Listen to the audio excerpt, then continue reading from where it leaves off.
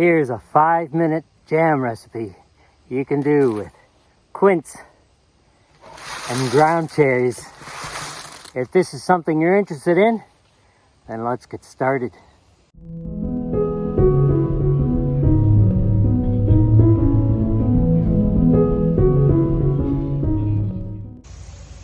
First, harvest your quince when it's ripe or almost ripe.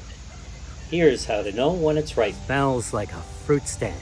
You can also pick them when they fall to the ground. If you pick them off the bush, they should come off really easily. So let's see if this comes off easily. Oh, sure did. Shake your ground cherry plants. Pick the ones that have fallen to the ground.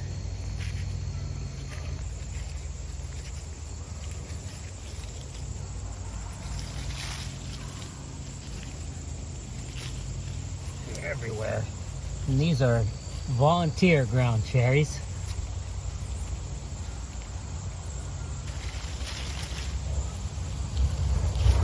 Sometimes you'll find a ton of them. Let the green ones ripen. And if you open one up that's still a little bit green, then leave the shell on it so that it can continue to ripen over the next week or two until it gets yellow. This is what they should look like when they're ripe. Nice and yellow, sometimes almost orange. Peel them. If they're still green, leave the shells on them and choose the yellow ones to remove the shells.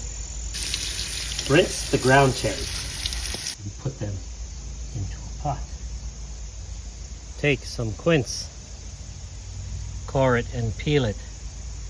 Set aside the seeds for replanting, and the cores and the peels you can freeze for reusing later when you have a lot more peels and cores. And then cut the flesh into smaller pieces than this.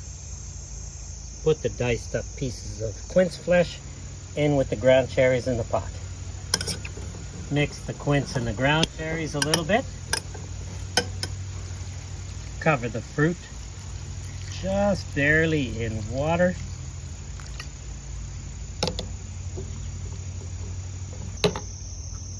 Put on the stove on low heat and start mixing. Simmer and stir occasionally until all the fruit is soft. Add sugar to taste.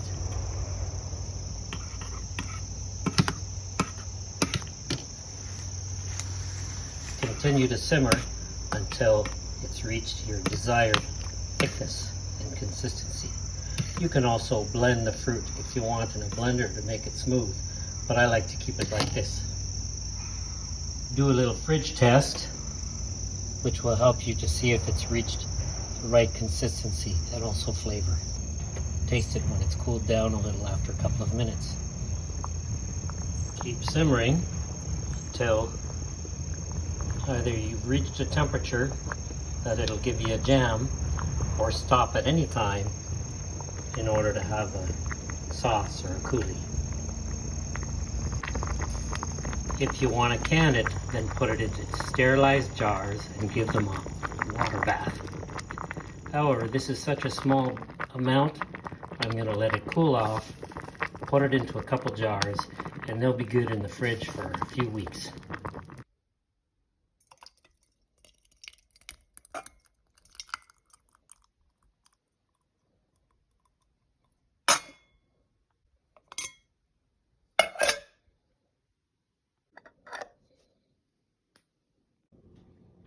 Next day.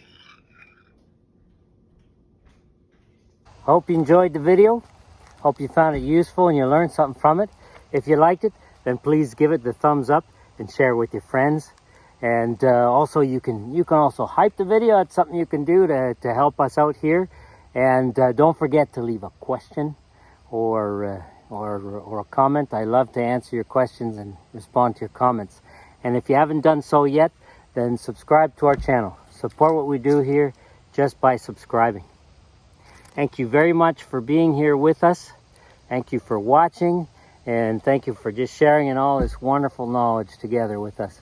Have a wonderful week, and we will see you next time.